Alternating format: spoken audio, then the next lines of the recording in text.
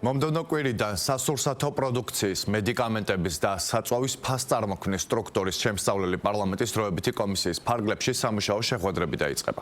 კომისიამ პირველი სხდომა უკვე გამართა, რომელზეც თავმჯდომარედ შოთა ბერეკაშვილი, მის მოადგილედ კი ეკა სეფაშვილი აირჩიეს.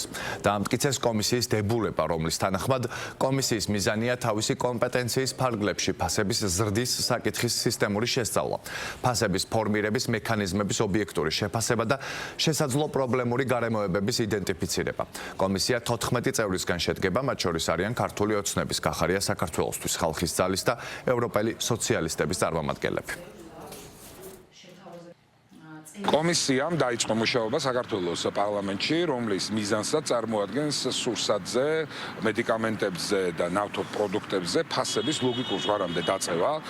ჩვენ ბიზნესთან ერთად გავაკეთებთ აბსოლუტურად ყველაფერს იმისთვის, რომ მოიძებნოს შესაბამისი რესურსი, შეხედის წერტილი, რათა საზოგადოებას მძიმე ტვირთად არ დააწვეს ის არალოგიკური ფასნამატი, რასაც მარტივად აღმოვაჩენთ მაგალითად სუპერმარკეტში კონკრეტული პროდუქტების ფასზე დაკვირვებით.